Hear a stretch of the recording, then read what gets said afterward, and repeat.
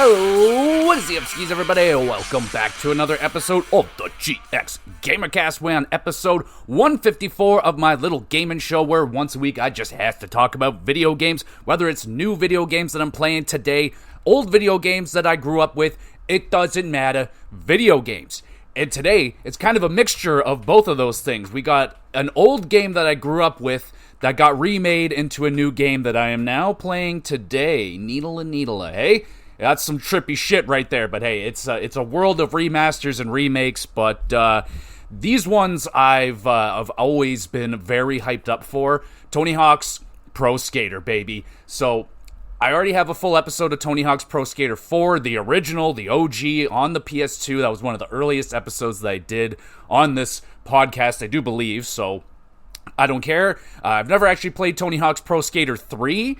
I may have played it a couple times at some friends' houses or something like that. I do own a copy of it now. I did intend to replay the original. I probably still will, just to see, and I actually really want to replay 4, because if you didn't know, they changed Tony Hawk's Pro Skater 4 in this remake. If you played the original on PS2, then you might be a little bit disappointed. We'll get into all of that, but before we get into the Tony Hawk's Pro Skater 3 and 4, is it remastered, remake? It doesn't matter. Who cares? We're gonna do a review on that game, but before we do that, let's talk about what I've been up to over the last week or so, and it's been a good one, except for we had some drastic losses this week in just, I guess, entertainment. We lost Ozzy Osbourne is one, and damn, son, that one hurt.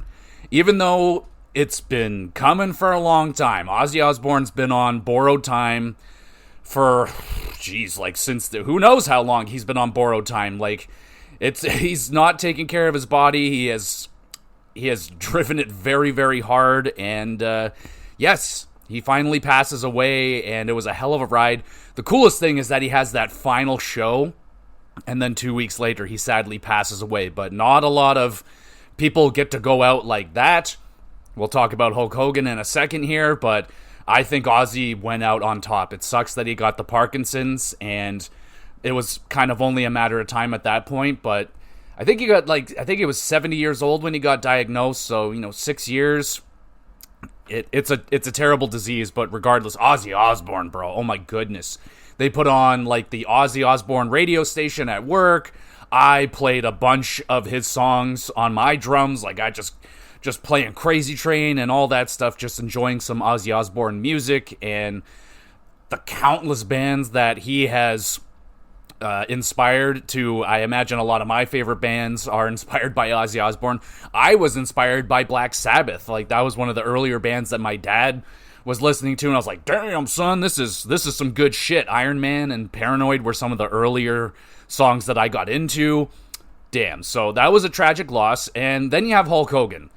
Definitely didn't go out on top. That's we can say that, but at his peak in the 80s, the dude was one of the biggest, most popular names in the entire world. Hulk Hogan in the 80s, Hulkamania, running wild, before my time, sadly. So, when Hogan came back, I even kind of missed his return in, '02 and stuff, where he came back to the WWE after his run in WCW. He finally returns. Hulkamania goes wild one more time. WrestleMania 18 in Toronto against The Rock. An incredible all-time moment for wrestling.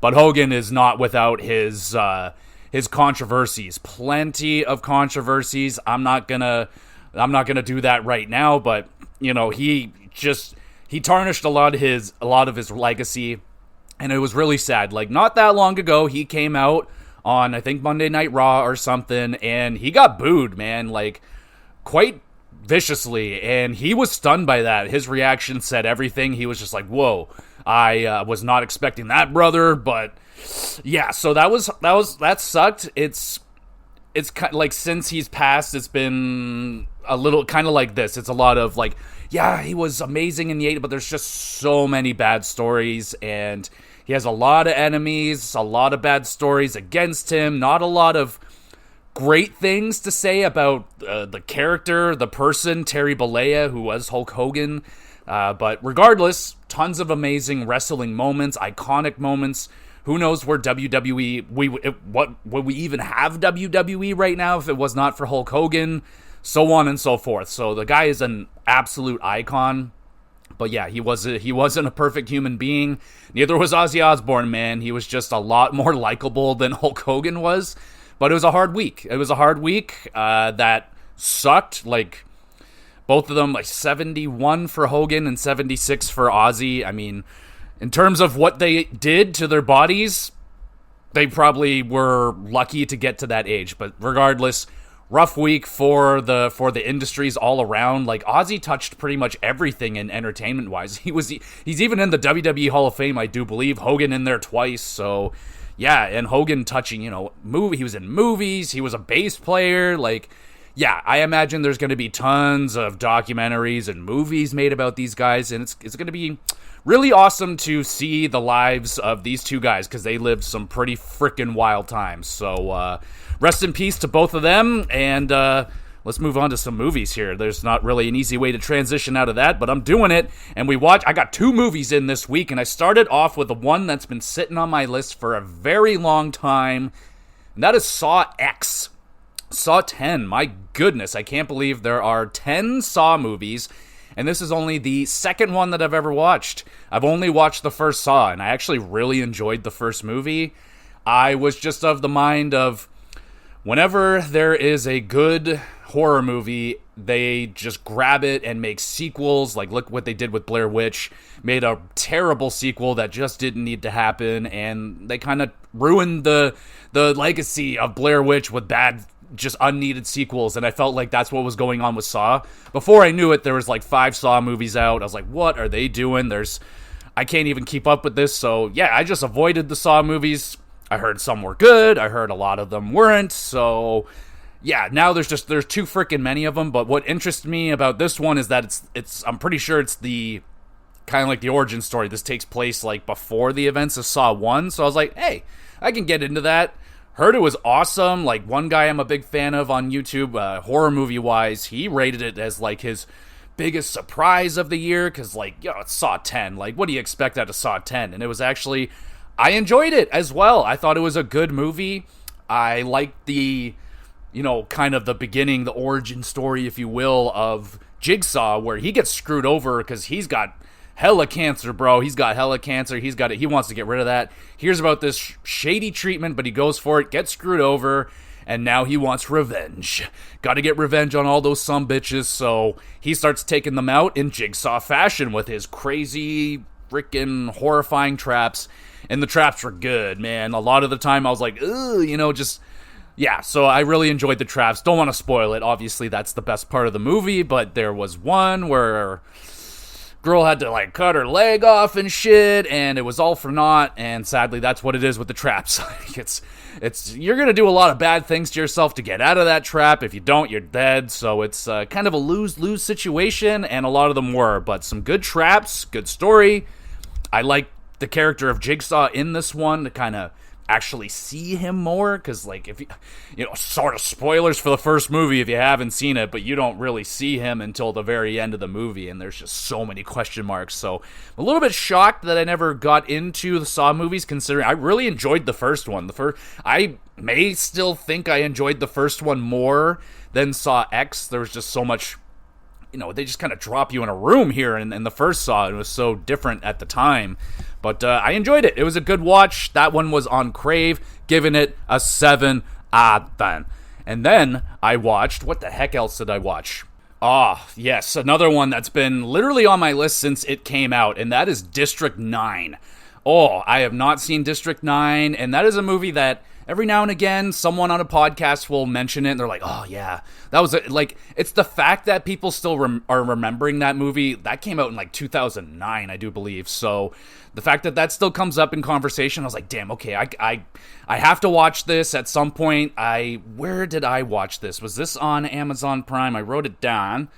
Yeah, it was on Amazon Prime. It popped up there recently, I believe. I was like, all right, put it on the list again, and I watched it, sat down and watched it. Very, very a banger of a movie. I'll give that. It's an 8 out of 10. Just the look of the movie, that's always kind of been the big thing about the movie, is is the look of the aliens. Apparently they look great. They still look really good. It's not the best looking thing, but considering it came out in 2009, holds up very, very, very well. And I like the premises of this movie. Like, this massive alien ship appears out of nowhere.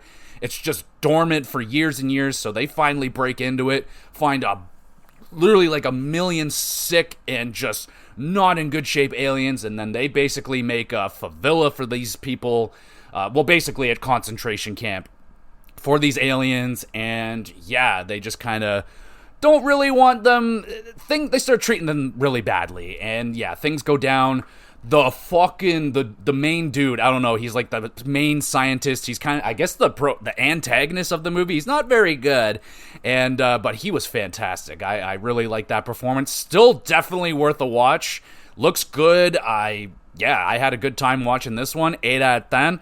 Admittedly, probably going to be one that doesn't stick with me as much. It would have been a phenomenal movie to watch in theater when it came out. Definitely would have been one of those movies. Lots of good action, great pacing to it. Did go on a little bit long, like maybe the pacing wasn't as great for me, but for a 2-hour movie, there was a lot of action, like just kind of, here's an action and some good comedy thrown in there. The creatures were really cool looking, even though, like, yeah, they called them prongs in the movie because they look like fucking lobsters, basically. So, yeah, but they look cool. They're kind of cool. They have a good, what do you call it? They're, good characteristics, I guess. They're funny a little bit. They're goofy. They're aliens. They're funny. So it was a good watch. I enjoyed it. 8 out of 10. That's on Amazon Prime. And still watching Welcome to Wrexham Season 4. Getting to the end now. I think I'm on episode 9 or 10 now, so we're getting there, and it's coming down to the wire, bro. Like, they are, I want to talk about it, but I also don't want to spoil it for people that have not watched it yet, but, like, it's coming down to the wire right now. Like, holy shit, it might happen. That's all I can really say. I'm just, like, shocked. The history could be made here, or a massive just, but then it could lead to something really cool as well. That's all I'll say. But Wrexham, hell of a show right there for sure. Let's talk some video games. Kingdoms of Amalur, come on down, playing the bejesus out of it. I am gonna take a break right now because I've gotten into something a little more meaty, but not saying that Kingdoms of Amalur is not meaty. But I'm about 30 hours in or so, and I'm still probably like really focused on the just been kind of banging out side missions, listening to podcasts, really enjoying that. Got into the story missions a little bit, got to a part where I'm like, all right, I could take a little break here, go back into some side questing. I was like, oh, you know what, maybe it's time to get into another game here, and we'll talk about it in a second. But Kingdoms of Amalur, very enjoyable game. There's so much to do. I don't know why I don't know what it is, but they pace it out very nicely, where I just don't feel like I'm getting overwhelmed, and there's just so many missions available. Like, I'll finish a quest, and I'll end up here, and I'm like, oh snap, there's like 2 or 3 more quests just available. I'll try one out, and we go off onto something. Someone will run up to me and like, yo, I need fucking help. Oh my goodness, come help me. I'm like, oh bro, I'm there with you, and I'm off on this quest now. So it's a hell of a fucking game, man. It's if you're looking for a meaty, I don't know why I said it like that, a meaty fantasy action RPG, really enjoying it. I just wanted to step back from it now because I have been rocking the mage throughout the whole entire game. And I'm getting where I'm pretty much almost maxed out on everything. I've been kind of using the same spells over and over again. Thinking about maybe rebranding, trying maybe go to a fighter and try that out for a little bit. I believe you can just easily respec all your stuff, but I'm almost like maxed out mage stats now. I have pretty much, it's pretty awesome. Like, I just shoot off a meteor, bro, this meteor attack, and it just wipes out anything on the screen. I'm just like, yeah, come fuck with me, wolves. Boom, get meteored. I got this huge lightning attack that, again, just wipes out anything on the screen. So, yeah, it can get a little bit just like, but, man, I just love just questing, and there's goofy characters. It's very Fable-like. It's not as, like, I would go to say British. It doesn't have, like, quite that British humor that Fable kind of had, but it's a great game. I'm having an awesome time with it. Looking to just back away from it, keep it on the back burner, still want to play it. I think it's a game that quite easy to jump back into, which is impressive for an RPG. It's not that the story is going well. Like, you're just this like destiny-less freaking human. Like, everyone has this like purpose and destiny, but you don't, so everyone's like interested in you because they want to fucking mold you into their freaking thing. So it's pretty cool game. Really like it. Still worth playing today. Absolutely. It's not, I think it came out originally on PS3, like that era, but got updated for PS4 and that generation. Great game. Check it out. But there's a lot to do. Like, I have probably over 20 side quests just sitting there, 10, 12 to 15 tasks sitting there, and then the main quest, faction quests. There's a lot. So yeah, you could get like probably 75 to 100 hours out of this game easily.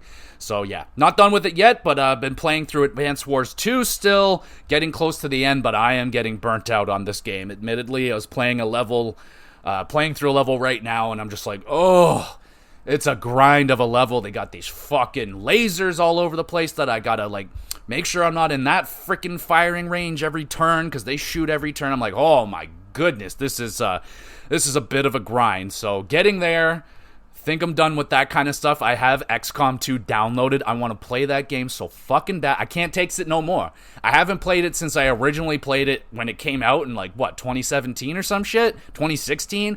I gotta play it. I'm dying to play XCOM 2. I got like some of the DLC. I want to play it. So it's downloaded. I want to get into that real soon. But then I had the homie Jesse and his bro Luke over. The homies, I don't remember if I shout out Luke, but he gave me a bunch of his games. He set me up like I didn't have any. I had one physical Xbox One game. Now I have like 10 or 12. So he hooked me up there, gave me some 360 games, PS4 games. I didn't know you liked Assassin's Creed like that, homie, but I did too. The original, like up until Assassin's Creed, probably like up till 4 or 4. After 4, I was like not hardcore, but up until 4, I was amped for like every Assassin's Creed. I didn't play every single one of them. The only one that I have that I didn't play in that era was Revolution, which I have it. I just have not gotten to it, but I'm going to do an Assassin's Creed episode one day where I'm just going to, don't know how I'm going to do that. There's a lot of Assassin's Creed history with me. There's some that I fucking love. There's a couple that I don't like very much, so eventually I'll do an Assassin's Creed episode, but the homie Luke, shout out, hooked me up with a bunch of games. Literally almost like I might need to invest in a 4th shelf, because it's getting full now. It's getting real full, bro. So, yeah. But I wanted to grab his games for him, because if a friend comes to me that wants to, like, hey, I have this cat that I have to adopt, or I have to, give away, I would rather have that pet stay in the friend group in case maybe that friend can take it on 6 months from now, and then I can give it back and it's not in the shelter system. Same thing with video games. If you want me to babysit your video games for you, and I'll hang on to them, because I know someday someone's going to want to play it, and like, yo, I still have your copy of this, bro, here you go. No problem doing that. I will babysit your video games, but again, thank you, Lucas, for giving me all those games. Literally just a bucket full of video games. It was awesome. And so we played... the homies and I, we played Switch Sports, so I've been playing that still with my wife, and holy shit, I had such a blast playing with Jesse and Luke the golf. We were just hooting and hollering down here. It was some epic shots, some epic misses. Luke was fucking slanging his shots like crazy. It was fucking hilarious. He was awful. He was like a plus 29. Jette was crushing it, but we had a blast. We were playing bowling. I suck, but then my wife and I were playing, then I beat her in bowling. Felt good. Having a lot of fun with Switch Sports. It's been a good investment so far for me, for like $35-$40 I think I paid for it. I can't play the soccer thing because I don't have the attachment, but I don't really care. And then we were playing some Mario Party 3. Oh snap, N64 style. And I don't think I've ever sat down and played it. I was a Mario Party 2 guy, played a bunch of that, but we played a couple of rounds of Mario Party 3, and good times. Like, the mini games are good. The boards are...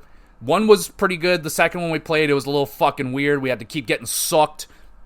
Don't ask. We just had to keep getting sucked over and over again to get to the star. It was a lot of fun, though. Mario Party's still a good time. And I don't think we played any Mario Kart, but yeah, well. And, of course, the new big game that I got into finally... It's a Spider-Man 2. Oh shit, y'all. I'm feeling Spidey, man. My Spidey sense is tingling. I feel like rewatching a bunch of Spider-Man movies, especially the Spider-Verse movies. I want to give those another go. They are so fucking good. If you have not watched Into the Spider-Verse movies, both of them are like 9+ out of 10. They're like some of the best animated movies ever, and arguably my favorite Spider-Man movies ever. And there's some great Spider-Man movies out there, so check those out if you haven't watched those. But playing Spider-Man 2, and I'm in there, dog. I'm about 8 hours in, and I'm really enjoying it. It is Spider-Man, and they kicked that game off in fashion. Holy shit. The opening sequence when you're fighting the Sandman with Miles jumping around with you, I was like, yo. Like, I didn't watch a single trailer for this game. I was like, don't care. When it came out, I was like, okay, it's reviewing good, awesome. That's all I want to know. Don't want to know a single thing. So I'm jumping. I'm like, yo, oh my God, like, this is crazy right here. This is crazy. I'm having a kind of a true PS5 experience right here. They're using the controller, which I'm like, yes, finally, we're getting some cool usage out of the DualSense 5, which is cool. But that opening, bro, holy shit, that's going to go down as one of the coolest, most badass openings to a video game ever. Like, they do not fuck around with Spider-Man 2. Like, they just throw you right in there, and yeah, it was a little overwhelming. Like, I was like, okay, I got to get used to, like, swinging just came right back, like riding a bike. I'm like, all right, I got that down, but the fighting took me a lot. I'm still kind of getting used to the fighting, like a handful of hours in. I'm dying a lot. But I'm having a ton of fun, no frustration. The city is massive. The performance is insane. Like, I was just blown away. I fast traveled for the first time, and like, it is immediate, and it literally, you can pick anywhere you want to go, and it'll just like swoosh. You're just right there. It's seamless. I was blown away. I'm like, holy shit. Like, you got to remember, like, I grew up with the PS1 and stuff where load times were like in the minute to 2 minute range, and now I'm at a point where it's instant, and I'm like, wow, like, we're here. We're freaking here, man. Load times are pretty much Dunyan rings, and I'm smitten by this. I don't have as hard of a time going back to old games as some other people, but to that era, like the PS2, it's starting to get a little bit difficult going back there. But I still love that era, dog. That's a special era. But Spider-Man 2, probably going to be doing a big episode on that one. I'm going to, like, feeling like I want to rank all the suits. There's so many suits, and they're so freaking cool. I'm nerding out with some of the suits right here, so I'm having a blast. Playing Spider-Man 2, if you haven't gotten to that one yet, I would almost say, like, if you have the PlayStation Plus thing, you might be safe waiting it out, because it might come out on that pretty soon, because by the time I'm done it'll probably drop like a week or two after, because that's pretty much how that's gone down. I bought Ragnarok, and then it dropped. I waited forever for Ragnarok. Finally bought it. It was like $40. I'm like, I can't resist. And yeah, pulled the trigger a week after I fucking rolled credits on Ragnarok. Bam, they drop it on PS Plus. I was like, how could you? I feel betrayed. And that has happened with literally about 8 games that I've purchased on PS5 that then came out on the service. I've wasted a lot of money, but I don't care. All those experiences have been worth the money. I haven't paid full price for anything. Spider-Man, I think I got for $45-50, which I just know I'm going to have a blast, and I am. So, loving Spider-Man 2, going to do an episode on that. And holy crap, that was a long intro, but I'm expecting this episode, the Tony Hawk talk, to not be as long. So, I think I'll play out okay. Apologies if you don't like the intro stuff, but hey, I always encourage you, the viewer, the listener, let me know what y'all have been up to. What games are you playing right now? Did you get Donkey Kong Bonanza? I'm jonesing for a little bit of that. Still can't get Donkey Kong Tropical Freeze for a reasonable price. And, but yeah, hearing amazing things about Bonanza. Really jealous, would love to play it. And there's also that, I don't remember, Wuchang Fallen Feathers or something came out. Heard it's like a Souls-like. Hearing some good things about it. I hear the performance is bad, but I'll wait it out. Let them clean up some of the performance issues, and I hear they have a pretty fucking good game right there, so it's on the radar. I'm gonna check it out, but if you played it, let me know if you're liking it, or, wait it out a little bit longer for the performance issues to get worked out. That's all I've heard. But yeah, let me know what y'all are playing. You see any good movies lately, and what TV shows are you diving into? And let's let's drop in. There it is. Let's get some fucking skater talk. Let's drop in now to Tony Hawk's Pro Skater 3 and 4 Remastered.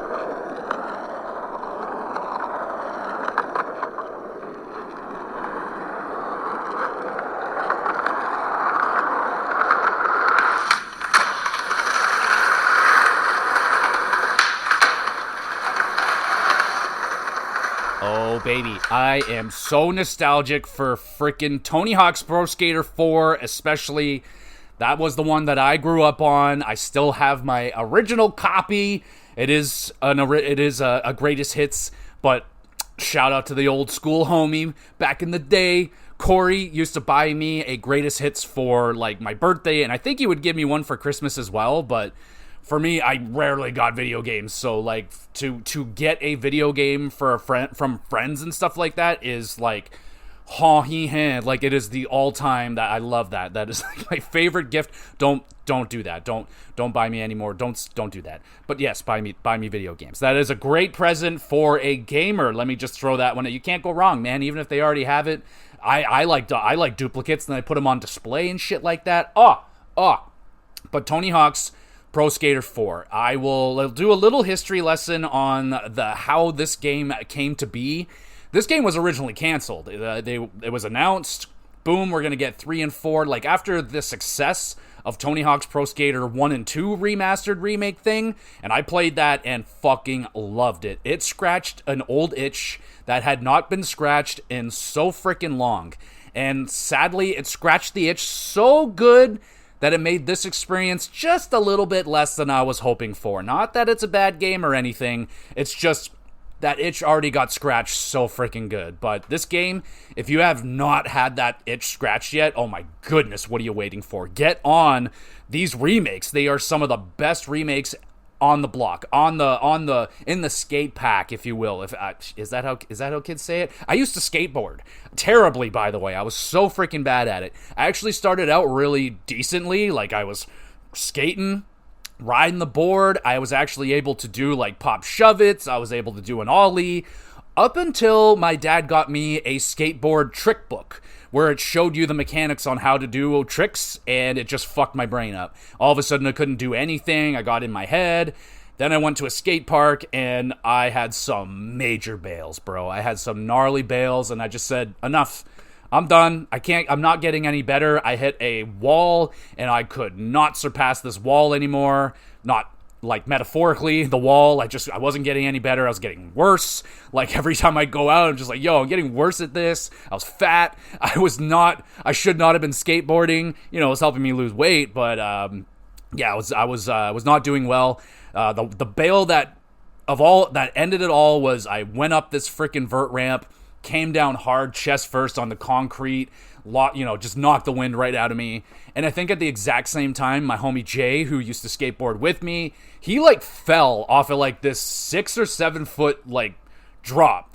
He just wiped out, and I was too hurt. I was like, yo, bro, you okay? And he was just like, no. I was like, bro, let's be done with skateboarding, and we're pretty much done with skateboarding. But we were so committed, man. We used to wake up at like literally 5 in the morning during our summer break, and we would fucking ride our bikes all the way across town, like this ridiculous ride across town, uphill. We would be pouring sweat before we even got to the skate park, just so we could skate, without the ink, because we were brand new skaters. We were terrible. We were super shy. Like, we all were so bad. We just want to skate alone with nobody judging us. So we would do it super early, skate from like 6 in the morning till like 9 in the morning, fucking ride our bikes all the way back. Oh, it was tough times because there was no skate park near me, and everyone hated skaters. And probably still hate skaters, but they really hated skaters at that time. Everywhere we went, no skating, get the hell out of here. It was hard, man. It was hard being a skater, and I ended up just quitting. So, yeah, but never quit my love of Tony Hawk and skateboarding video games. I love skate.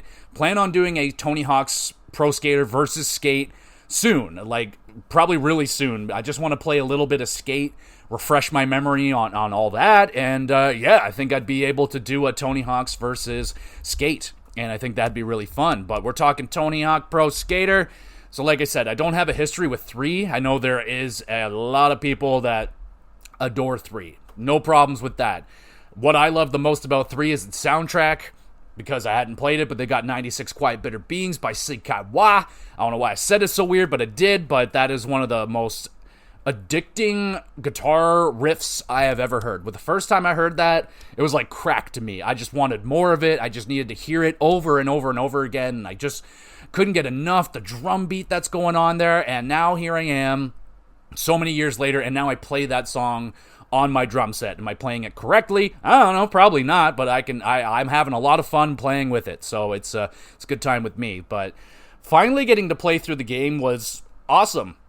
Playing it now, like I said, I don't know what its original form was, and I know that the soundtrack is not in its original form. And let's start there, because I know the soundtrack is one of the most cherished things and most iconic things about these video games. Is the soundtracks are goated, but soundtracks with licensed music with real artists is a pain in the ass to deal with. It's very expensive, it's annoying, you gotta relicense it and pay more money, and it's hard to keep up with that. But I think they did a relatively good job in these remakes.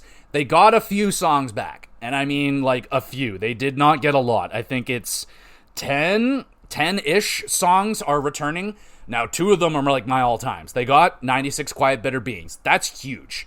The fact they got that one, that is one of the must-have songs in there. So I think that's a huge check mark right there for the soundtrack. And they got My Adidas. My Adidas. That's one of my favorite songs from Tony Hawk's Pro Skater 4. Now, like I said, I'm not super familiar with 3, but 4, there's some bangers missing. Now, obviously, you got AC/DC, TNT. That's not there. Honestly, I'm happy. I probably told the story in the Tony Hawk episode, but I turned off every song on that soundtrack in 4 when I was a kid, and I only listened to TNT for a long time.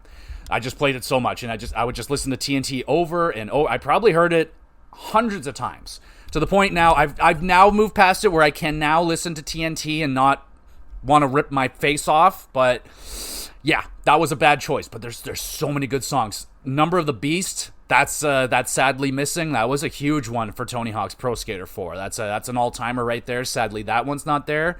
What they did do, I think, what's that band's name? The song is London Calling by it doesn't matter. Oh well. Anyway, what they did is they would take the same artist that had the song, but they chose a different song by the same artist. So pretty good.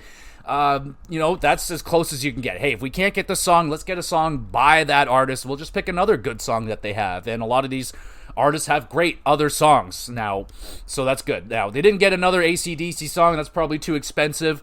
Understandable. That's fine, whatever, but it would have been nice. Would have been nice to get another AC/DC song, but the soundtrack in that of itself, still freaking awesome. There is a song in here that is so skateboardy. I think it's called Kick Push, and it's just kick, push, and it's the ultimate skater song. Like, it almost makes me want to get back into skateboarding just so I can have, like, now that I have Spotify and fucking wireless headphones and shit like that, oh my goodness, like, I would love to just be skating, and listening to that song would just be like the chillest thing. But skateboarding's very, very, very difficult. It is so freaking hard. And another story about skateboarding. I built my own deck once, from scratch. The wheels, the trucks, the bearings, everything. And I chose terrible wheels that did not spin. They didn't work.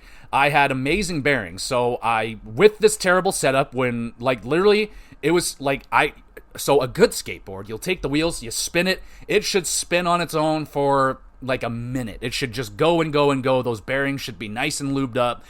Lube. But it should go and go. This skateboard, literally, it's almost like it had a brake, a parking brake applied to it at all times. I decided to ride that skateboard to school thinking, I'll just, kick push a couple of times and I'll be down the road. And I had to kick fucking push the whole fucking way.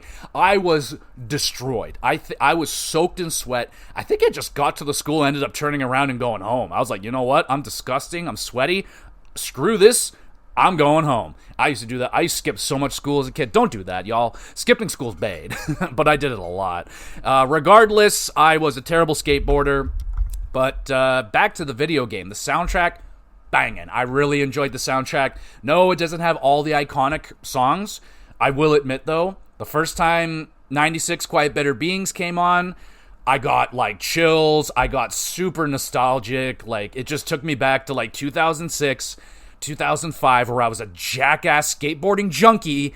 And yeah, just brought me back right to that era. It was awesome. Same thing with my Adidas. Brought me back to like grade 4, playing Tony Hawk's Pro Skater 4 with the homie Corey in his basement, where he taught me like everything, bro. He taught me about music. He taught me about what girls to like in class and which. Oh man, that Corey, the homeboy. Anyway, what a game. So we'll move to the graphics now. What does the game look like? Does it look good?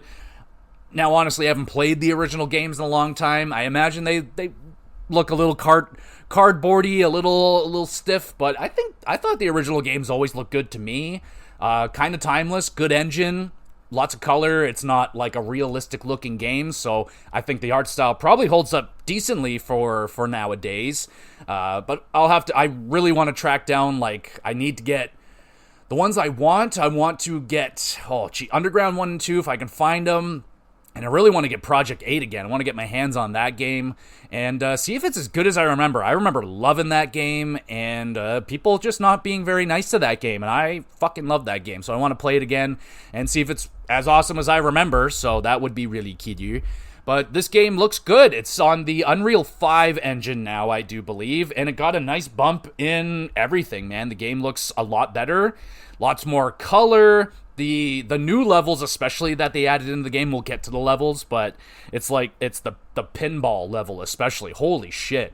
It just has this very neon-y green and pink fucking layout for the whole level. It's very poppin', it's very sharp, but it is awesome looking. Looks very punk, very, very, very punk. So skater boy, like, oh, it's so very nice right there. Really enjoyed that. And the water park.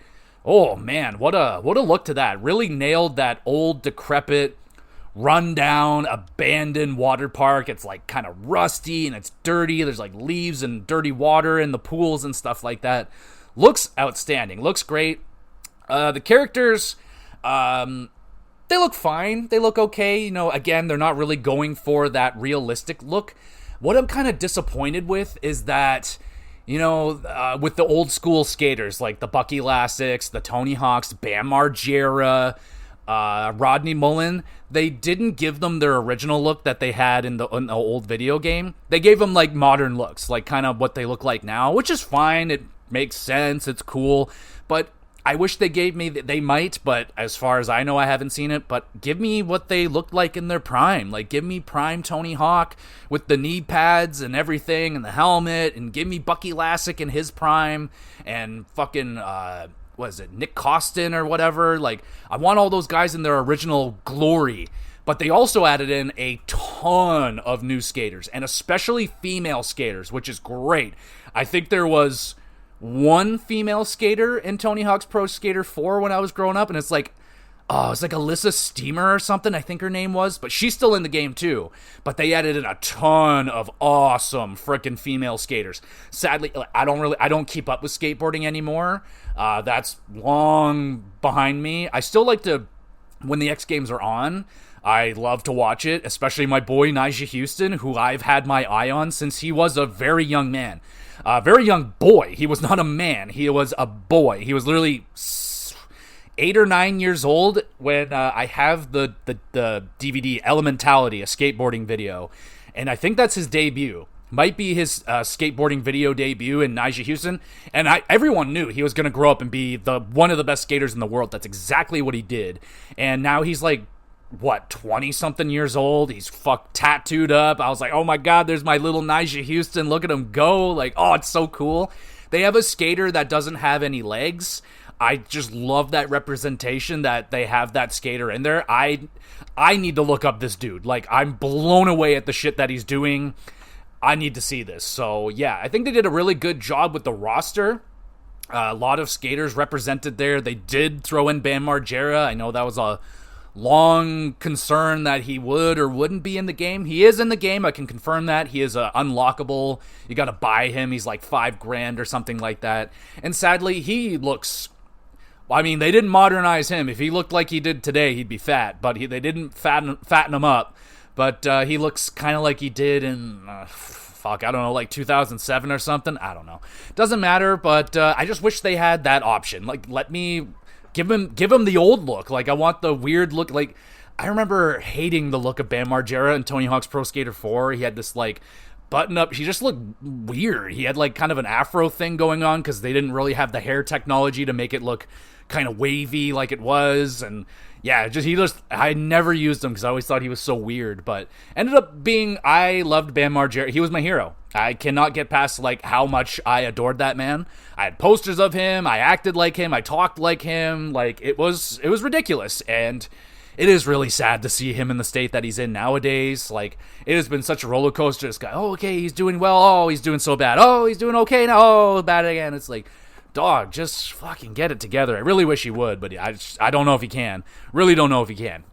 Regardless, the only thing that isn't great, the creative skater's very limited.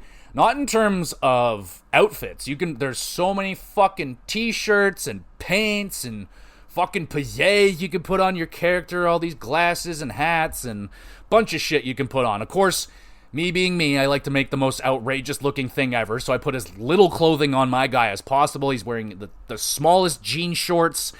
He's got a massive moon tattoo on his face. He's old. He's just this old man that's popping ollies and shit. I love doing that. It's hilarious. He's the Moon Man, so he's out there doing his thing, popping 900s, triple, quadruple kickflips, and 900 indies and Benihanas. Like, oh, I know the terminology, dog. I was a skater, bro. I know the things. So yeah, the creative skater in terms of what you can look like, very limited. They don't have like a lot of options. I can't make my face look all fucked up. I can't be purple or anything like that. So yeah, it's pretty limited, but you can gear yourself up. Tons of hoodies and lots of that shit. So you're going to be collecting money and all that shit and unlocking a whole bunch of stuff. I don't really care for that. And the same thing with like the skateboard decks. Tons of decks. There's so many decks. Would have loved it. My only problem is now I'm like, you never see the damn skateboard when you're playing anyway, so I don't fucking care what skateboard I'm riding. Admittedly, I do. I chose a zero board with a zero top. It's all bloody and scully. It's all badass and shit. I smoked it out. It's all badass and shit. But anyway, other than that, after I did my deck and I was like, all right, I don't really care about it. But there's tons of customization. Like, that's really cool. I wish there was like more hair options for my creative skater, more mustaches, stuff like that. That would have been cute. They have some pretty good tattoo options, though. Tattoos are pretty good. The face paint's pretty decent. That kind of shit's okay, but yeah, a little bit creative limitations on that stuff. But yeah, lots of... Okay, so that's pretty much covering the graphics and all that stuff. I will mention that this game was developed by Iron Galaxy, which is not the team that made the Tony Hawk's Pro Skater 1 and 2. I want to shout them out. I think they did an outstanding job at capturing what it feels like to play a Tony Hawk's Pro Skater 1 through 4 game. They nailed it. I think it feels feels exactly like 1 and 2 Remake, and I think that's great because 1 and 2 Remake gave me that feeling of playing Tony Hawk's Pro Skater 4 on PlayStation 2. Perfect, but also modernized it just enough so that it's just as easy and fun to play now. It is excellent. They added in everything. So we'll talk about the gameplay now that we're into that situation. I did talk about, graphics looking good. Good looking game overall. I would say it's a great looking game. It's not like blowing the doors off, but it's definitely got a lot of color to it, a lot of variety, tons of different places you're going to. We'll get to the levels and stuff. But again, with the pros, I didn't choose any pros throughout the game. I just stuck with my created guy. And throughout the game, you'll find like stat boosts. So you can like skill points throughout every level. There's like 2 to 3 to 4 of them every level. So you can put a stat point in your dude.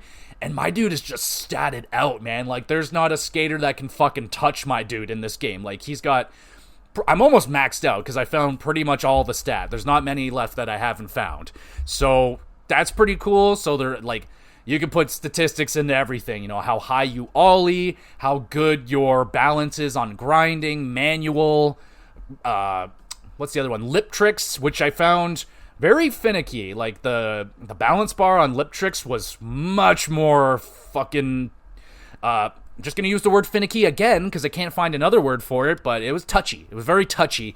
I found manuals very easy. I didn't have to put points into that because it wasn't really doing a lot, but grinding was always pretty challenging, but I found lip tricks especially hard in this game.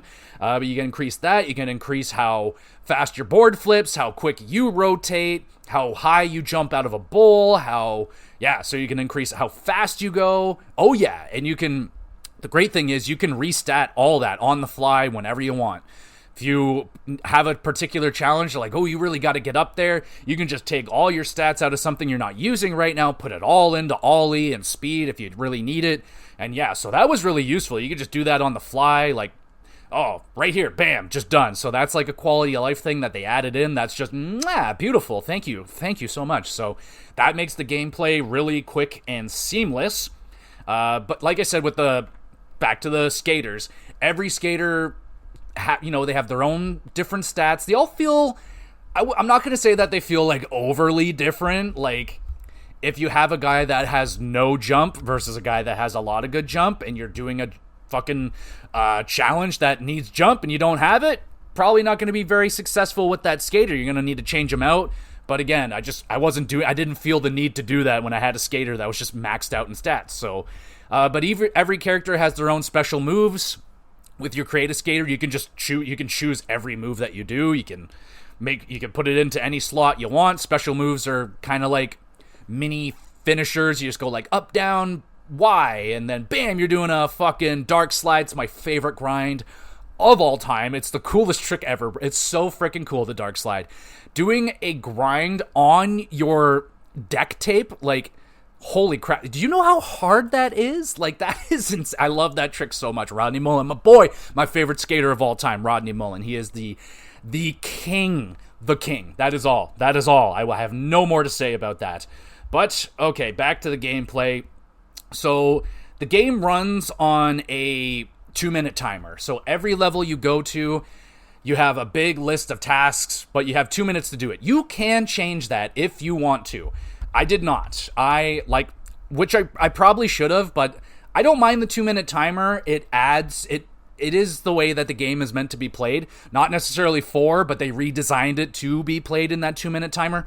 We'll talk more about that when I get to 4, but we're talking 3 right now. We're talking 3. I mean, they're both the same thing, but it doesn't matter. They both do the 2-minute thing.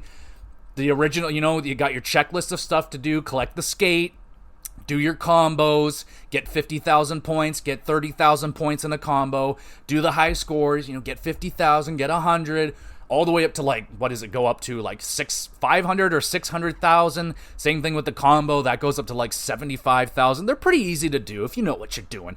I'm a little bit of a veteran of Tony Hawk Pro Skater. I'm not the best, but I'm good. I have that muscle memory is still there. It was still there when I played 1 and 2 Remake, and that was over a decade dormant. Those fingers were not playing Tony Hawk games, so they were off to skate, but it was still there, baby. So, it uses the 2-minute timer, you're doing the checklist, I don't know if I doubt people probably do it. You could probably bang out every challenge in that 2 minute. It would be insanely hard, but you just go around, you figure out every level, kind of figure out where once you figure out skate is always in a line.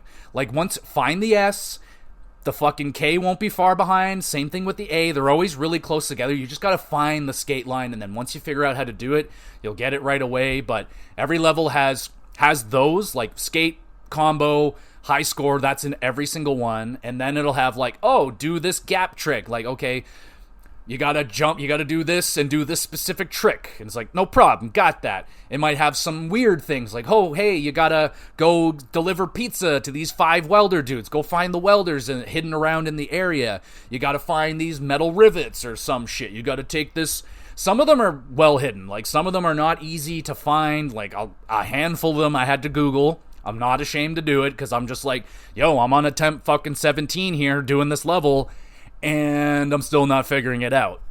But that's kind of that's the gimmick of the 2-minute timer. It makes you want to play the level over and over again. You're like, oh, almost figured out that challenge. One more try and I'll bang out the skate thing. I'll get it. I figured it out this time. Okay, just one more try. I'll get that high score. I got this. One more try. And it's only 2 minutes. 2 minute fly by. But you can't, like I said, you can't increase it to, I think, 5 minutes, 10 minutes, and then 30-minute max. So if you are like so hardcore on, I need it to be Tony Hawk Pro Skater 4 style, where I can just roam around the level as long as I want, up to a half hour, as long as I want, and just finish out the challenges in my way.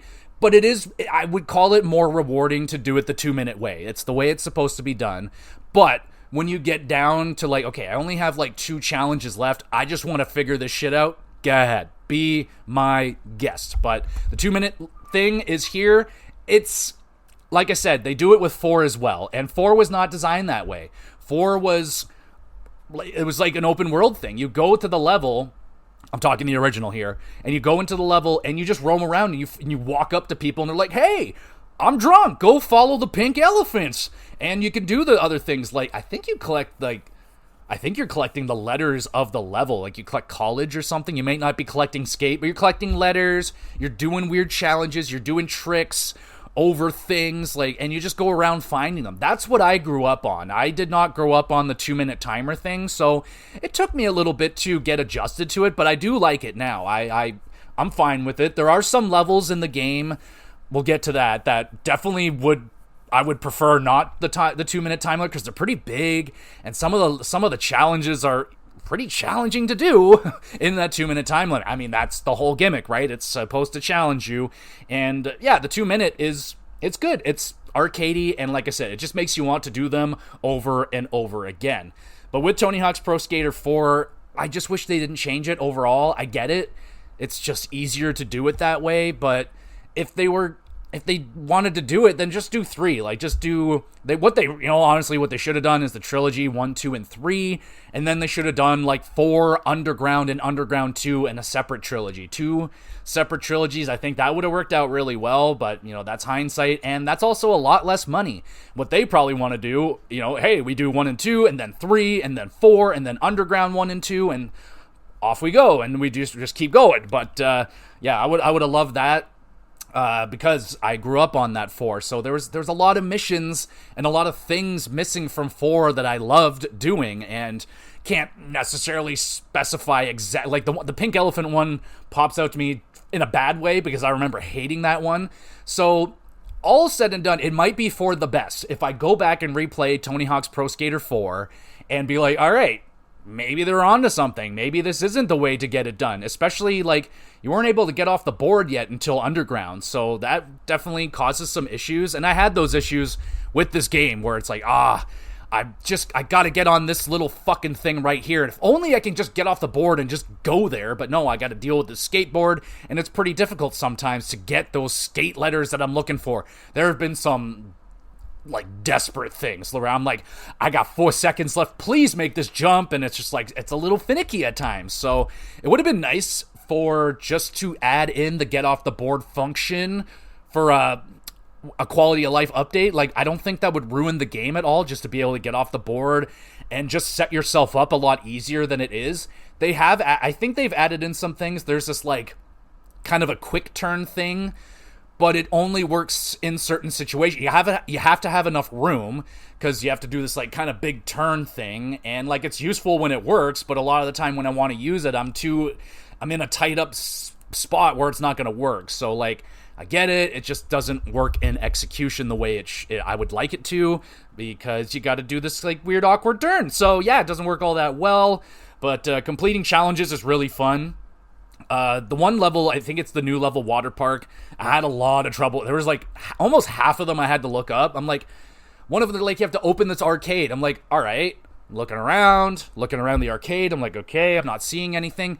Look it up on Google, and they're like, yeah, you gotta, right off the beginning, there's this hidden roof you gotta get up onto. I'm like, I literally would never have figured that out. Never would have figured it out. So I know we're in the age of Google, and it's like, just Google it, bro. It's like, I get it, but it's just like, there's just some things, like, I just don't, like, people are they like to figure it out on their own. They don't like Googling shit. It takes away from their experience. Like, man, I want to figure this out, but I just fucking can't. And when you do Google it, and it's that kind of situation when you're like, I would never have been able to figure that out. Kind of frustrating. There was a handful of them.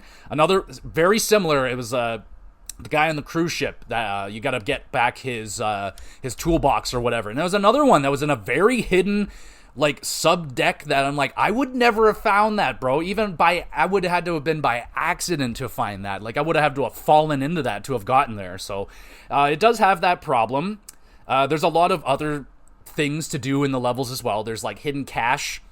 They got little bundles of cash all around. I didn't get all that stuff, but little bundles of cash so you can buy more skateboards. Again, I was not really into buying things. I wanted my guy to wear as little clothing as possible. I bought cool tattoos and I'm done. And my skateboard looks cool and I don't need to change it. But there's a lot of options. Like for the skater nerds out there that like just love. I mean, the art style on skateboard decks are always very, very cool. I did spend a lot of time looking at them. Like, they're very cool. It did bring me back to, skateboarding and shopping at West 49, looking at the massively overpriced skateboards that they had, and holy crap, is it ever expensive, that skateboarding, let me tell you. I think it cost me like 250 bones as a moneyless student to create my own skateboard deck. It was like 100 and some odd bucks for the trucks, like $70 for the wheels. The skateboard deck alone was $100. The only thing that was like semi-affordable are the bearings. They were like $20. But yeah, then you get the skateboard kit, to take it all apart and everything. That's like another $20, $25. A lot of money, bro. And those skateboards, if you break one, motherfucker, I ever heard, like, thankfully I never had that. I took care of my skateboards. I was too scared to break one because I could not afford to get another one. And that's something they don't have in these games. The boards don't break. I wish the boards would break like if you bail on a rail, which rhymes, but I wish the board would just snap and have you like whack your nuts or something. That'd be cool. They don't have that. So there's an idea. You guys can throw that in there. But yeah, they have hidden cash. They have the hidden attribute points, so you can add that to your Create Skater. I don't think you can add it to like pro skaters. It'd be cool. Maybe you can. I don't know. I didn't use the pro skaters. And what's the other thing that's hidden? Oh, they have like hidden tokens as well. I forget what they do, but they're pretty hard to find, a lot of them. I only found a handful of them. And they also have hidden skateboard decks. Also, like, if you do this big trick up here, you'll get a cool hidden skateboard deck. And they're pretty cool, man. Like, they're all really cool, fancy designs. I really like the what do you call it? The tape deck designs. There's tons of those. Like, that's new to me. Like, back in my skateboarding customization days, it was like, you could put a line on it or two stripes or something like that. Now they're like, you could put these crazy graffiti things on. I'm like, that's really cool, man. That's really cool. And you can see those on the regular. So yeah, the customization's pretty banging, just not with the Create Skater. So, and there's tons of challenges on every level.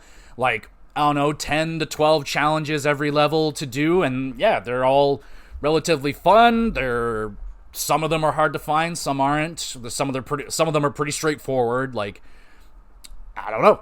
Some of them are straightforward, some are not. I think it is time to talk about the levels. That's what we're here for. We're going to rank the levels from least favorite to favorite. So get ready to get mad because, especially with Tony Hawk's Pro Skater 3, because I don't have that nostalgic factor to it, but I think I enjoyed pretty much every level except for Suburbia. I think that is a pretty across-the-board dislike of this level. It's just not very fun to play around in. You're in this neighborhood with, like, pumpkins all around it, the haunted house. Like, there's not a lot of great skate spots. Like, I think there's that skate pool. That's generally where I spent a lot of my time doing my big combos, but yeah, not a great level. Like, I do like getting into the haunted house. That's kind of cool, but yeah.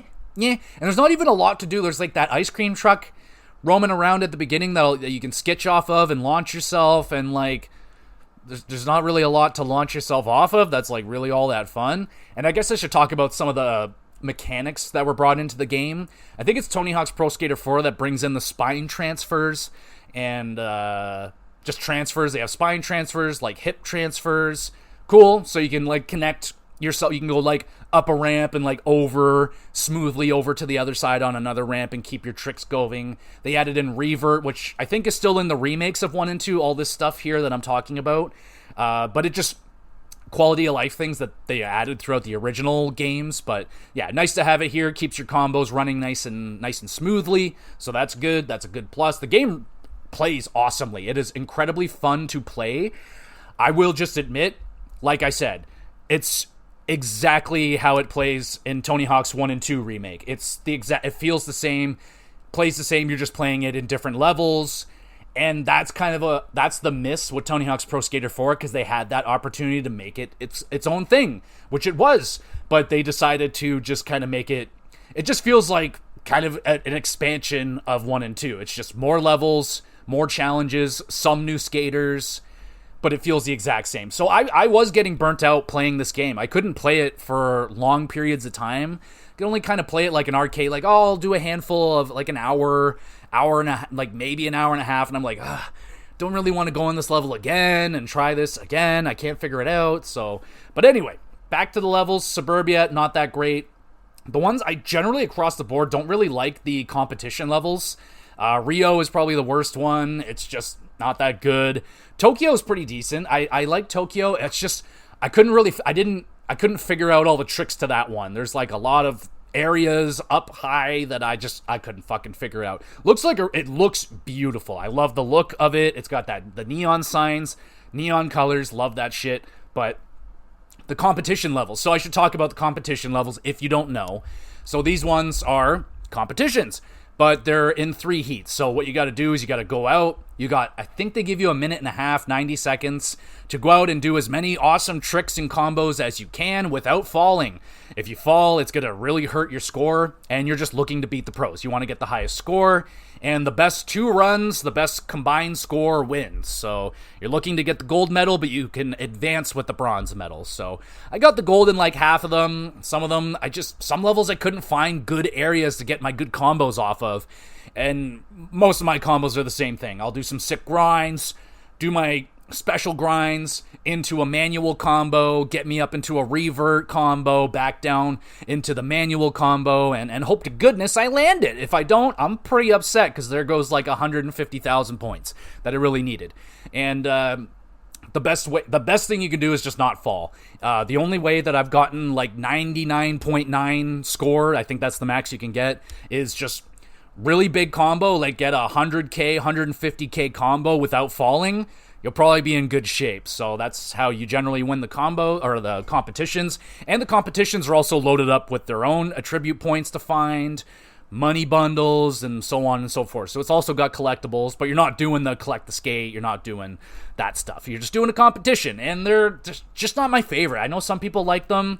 I'm not a big fan on the competitions. I really like to just do them one time. If whatever medal I get, cool, I'm done. That's it.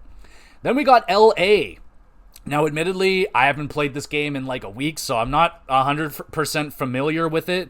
So, LA, they're all good. Like, after Suburbia and maybe Rio, after that, from Tokyo onward, they're all good or better.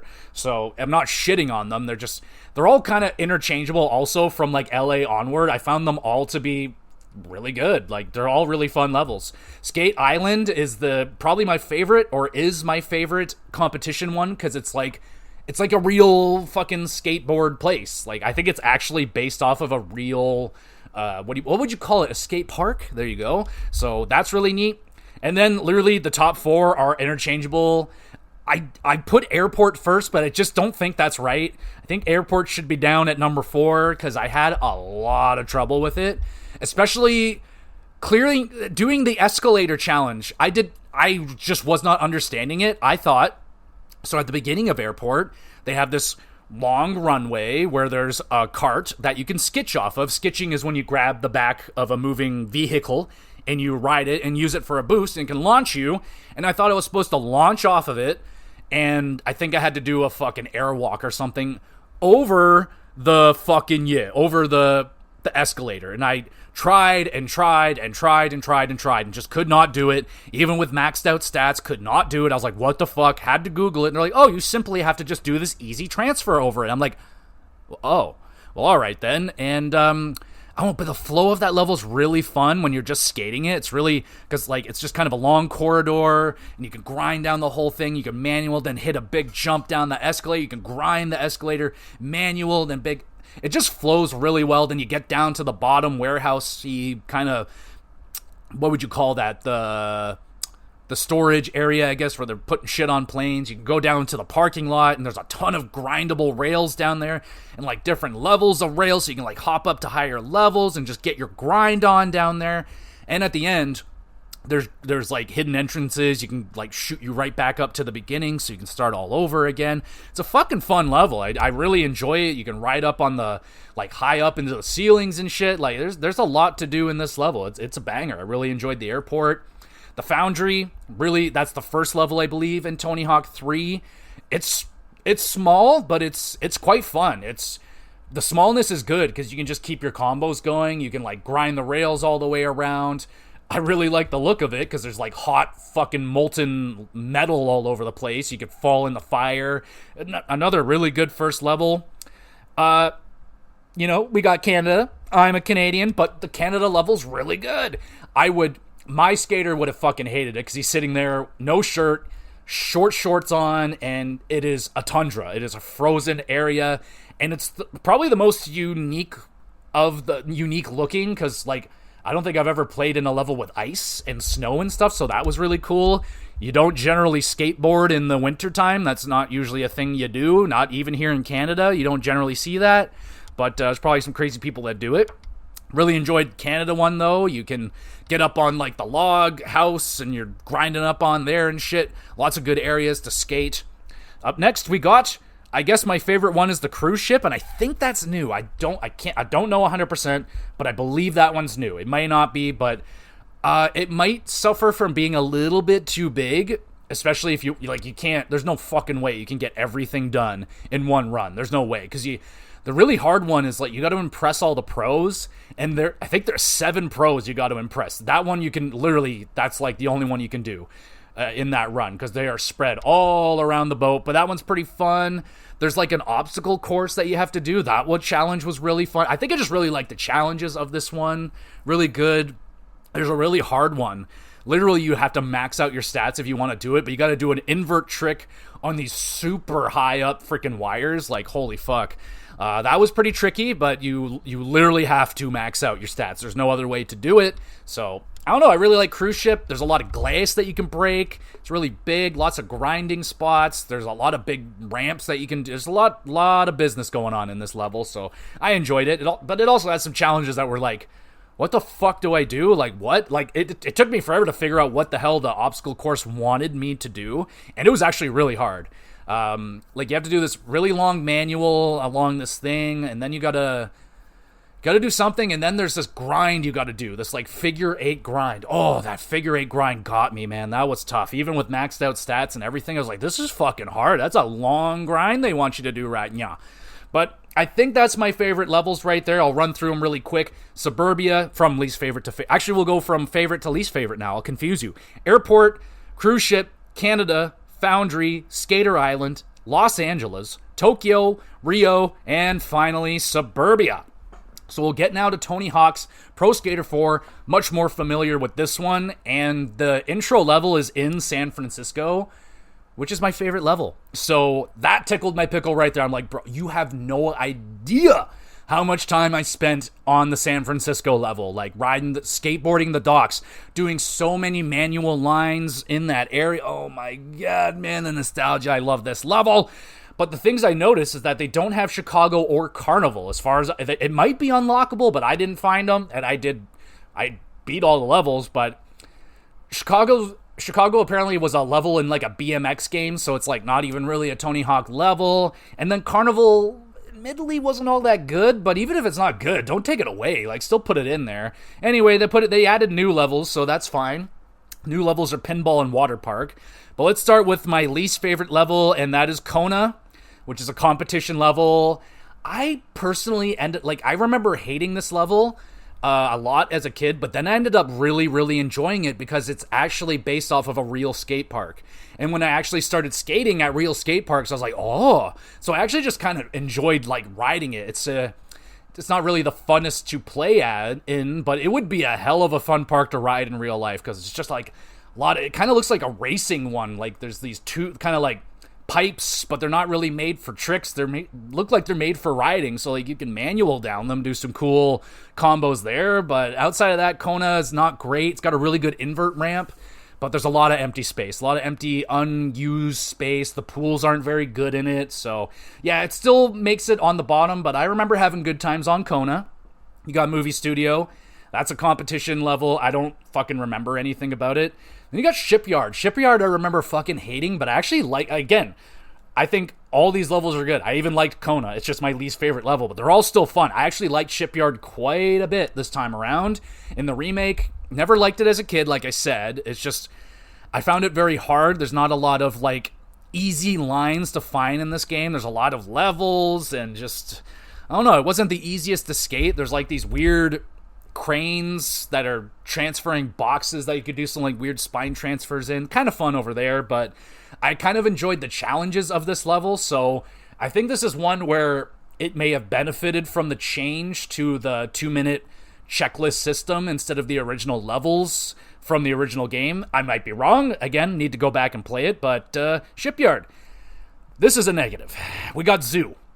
I could put Zoo lower, but what kills me about Zoo is that this was one of my favorite levels growing up. We used to fuck around in Zoo so much, playing the co-op split screen in this game, man. There's so much weird shit. You can fuck around with the lions, you can ride the elephants and like the cheetah and shit like that. Like, oh, so much cool shit to do. And they turned it into a fucking competition level. I was devastated. I was like, are you kidding me? It's one of my favorite levels. And as a competition level, not that great. There's not a lot of like great combo areas. I didn't find a lot of great lines. And admittedly didn't play it a lot because I was kind of poopy pants about them doing what they did to this level, making it a competition. So I didn't love it. Didn't love that I couldn't just explore this. This is a very explorable level back in the day, so it definitely would have benefited from the no time limit. And yeah, I do not like the changes that they made in Zoo, but they have pretty much everything here. They have the cheetah thing. They have the monkey area. I think the gorilla's there. I don't know. The rhinos might not be there. They're probably not shitting all over you like they used to. But yeah, so Zoo was probably the most disappointing to me, but it's still a fun enough level. Now we got the new level Water Park. It's a little bit low because I had trouble with the challenges. There was like 4 of them. I was like, I don't know what the fuck you want. I don't know. Like I couldn't figure out how to drain the freaking Pirates Bay. I didn't know where the 5 pipes were. It actually ended up being pretty easy. That was just on me. But the one that did got me, talked about it earlier, was opening up the arcade. I was like, how the fuck was I supposed to figure out to get on this little roof over here? Like, I wasn't going to figure that one out. But it's pretty good. It's gorgeous. I love the look of the level. I think it looks beautiful. It's just not the funnest to play. Like, it's pretty fun going down, like, the water slides and stuff. It's a pretty good level. I enjoyed it. It's all right for a new one. It's a nice addition. Then you got College, classic first level. It might be a little low for some people, but again, there's a little bit of flow issue with College. Like if you get stuck on the ground, I don't know, it could be a little, there's some lame areas there. I don't know. It's still a really good level. I still really enjoy it. The tennis court area. Disappointed you can't play tennis like you could in Tony Hawk the original, where you can play tennis with your skateboard. Even it wasn't like incredibly fun or anything, but it's the little things. Like I don't like when they take things out. Like never take it out, just rather keep it there or add onto it and make it better. Don't just remove it. So they removed that. That was disappointing. I feel like there was some basketball shit you can do as well. That's gone. Some of the really notable challenges, like screwing over the football players, like that's not there. The pink elephant one's not there. But the level's intact. Like you can still skate it the exact same way. The fountain, you can wall ride up the wall to get on, grind up on everything up into the parking garage and all that shit. Yeah, it's a classic level. It's great. Love that. Love College as well. Still really good. You got Pinball. That's the new level. I really enjoyed Pinball. You're in this ginormous pinball machine with this giant Tony Hawk playing it. So I'm like, all right, just in terms of design, you're getting big points right there because that is badass. And what a cool level design. Like you're in this ginormous pinball. You go up and around it and like you get some huge air. There's a lot of great grind opportunities, a lot of hidden little spots, and fuck yeah, man. It's a hell of a level. Looks awesome. Love it. Now the top three. Top three is interchangeable. I love all three of these levels. You got London, Alcatraz, and San Francisco. London's a good time. I like London. The challenges were fun. You do get the elephant. It's nowhere near the same as it used to be, but the elephant's there. Fuck that stupid bus challenge, man. Oh my goodness. You got to get a combo in with both the buses, and the buses only interchange with each other at like 2 points in the level, and it's just a pain in the fucking. I don't think I still haven't done that one. That one sucked. I didn't like that one, but you get returning character, the fucking like mall cop guy. He's back. He's funny. He's got a couple of good cameos in the game.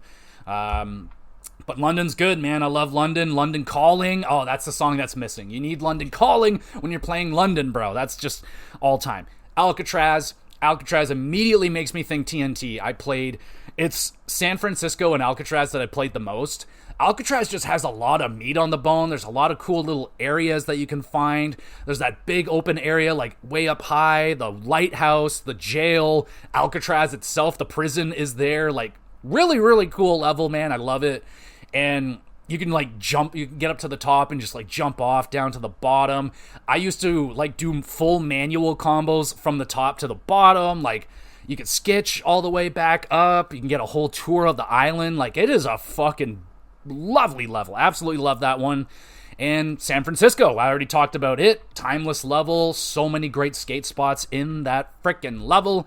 And overall, let us discuss, is this game worth your time, your money? It is available on Game Pass. That is how I played it. I played it on Xbox 360, or not Xbox 3, Xbox One, or whatever the heck, doesn't matter. But it's available everywhere. I haven't heard anything about it on Switch. If it runs good, probably doesn't. Probably wouldn't play it there. I would recommend you play it on console. The PlayStation or Xbox would probably be your better bet. Runs great for me on Xbox. I had no issues there, no crashes, no frame rate issues and stuff like that. Ran real good, looked real good, played real good. It didn't really do anything different. That's my only problem. They didn't do anything. They didn't take any risks with Tony Hawk's Pro Skater 4. They just did the simple thing. I think they missed there. Turning Zoo into a competition level is just like how could you to me? Like, I can't believe they did that to my beautiful zoo level. Why'd you do that? Why'd you do that? I wish they did not do that. I wish, all said and done, I wish they didn't change Tony Hawk's Pro Skater 4. I wish they kept it the same. But yeah, I understand why they did it, but I wish they didn't. That's all I really say about that. But it is absolutely worth your time. Personally, I liked 1 and 2 better. I enjoyed those levels more. I think even like I think the soundtrack might be a little bit better, but the soundtrack in this game is awesome. So freaking good. It's an awesome game. I will hit it with an 8 out of 10. I think it's a great game, great remaster. But it's not true though to Tony Hawk's Pro Skater 4. Like that's not the original experience that I had. Those are the levels. They definitely have the levels, that's for sure. They have some of the characters, absolutely, but that's not the career mode that I remember in Tony Hawk's Pro Skater 4, which is unfortunate. It's kind of a miss there. So if you are a die hard Tony Hawk's Pro Skater 4, and that is the final nail in the coffin for you, you just can't, then I guess you just can't. I still found tons of fun in this game. It's great. Definitely scratches that Tony Hawk's Pro Skater itch. It feels and plays like a Tony Hawk's Pro Skater game, which is great, especially me because I'm such a big fan of it. So yeah, I think it's definitely worth it, especially if you have Game Pass. That's like a must play for sure. Great summer game, great soundtrack. Yeah, dude, definitely worth your time. Great game. And there we go, everybody. That's the Tony Hawk's 3 and 4 remake conversation. Let me know if you played it. Who's your favorite skater? Who's the skater that you used? Or did you skateboard? Were you a skater back in the day? Did you like skateboarding? Told you a few of my stories, so hit me with some of yours. Let me know what your worst bails were. All that. What's the coolest trick I ever landed? Out of nowhere. Double 360 flip out of completely fucking nowhere in front of a random kid I have never met before. I was just skateboarding out of school. He came up to me. He's like, "What tricks can you do?" And I just flicked my board as hard as I possibly could. Ended up being a double 360 flip, and I landed it. And I was like, and I actually acted cool in that moment. That kid was like, "That was pretty good." And he walked away, and I was like, "Oh my God, I think I just had 3 heart attacks." But anyway, that was the coolest thing I ever did on a skateboard. I will never probably get on a skateboard again. I'm too scared of falling. It hurts a lot. But if you're a skater out there, good for you. It's very difficult, and yeah, but I love skateboarding video games. I can't wait for more. I hope we get Underground 1 and 2 Remake. That would be amazing, because I've never played Underground 2, and I haven't played Underground 1 since I was probably 9 or 10 years old, so been a minute. Been over like 20 years a minute, so yeah, I could go for that game right now. But let me know. Hit me with your Tony Hawk Pro Skater memories, the Remake memories, anything. Just let's talk skateboarding, bro. And there we go, everybody. I upload all these episodes to the YouTube channel, GamerGX Videos. You can go over there, subscribe, drop comments. You want to talk about wrestling, video games, hockey. I enjoy those things, so I'd be down to talk about that with y'all. I'll shout out your question on a podcast, let you, and all that stuff. Let me know what you're playing. Excuse me. You're awesome, by the way. You want to be even more awesome than you already are? Make sure you're reviewing and sharing the podcast around with a few of your friends, maybe an enemy or two. Why not?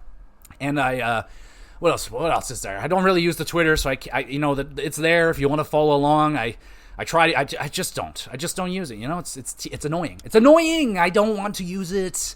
So there's that. But I do upload stuff to YouTube. I like YouTube, so if you want to watch it for some reason, there's no like video or anything, but you can watch it on YouTube, listen to it on YouTube. It's there. So thank you everybody so much for listening. In terms of what we got going on for the next few episodes of the GamerCast, I got sequels that I want most. We got the Spider-Man 2 review incoming at some point when I finish it. There's another backlog episode that I got ready to go. Yeah, there's a bunch of shit we can do. So, yeah, lots more GamerCast to come. So make sure you're following along and review the podcast, please. And thank you. Nice, honest review. And there we go. Go skateboarding or something, but be careful. Put some knee pads on and a helmet, for goodness sakes. I never did. I did not, and I paid the price. So there you go. But we'll be back again with some GX GamerCast.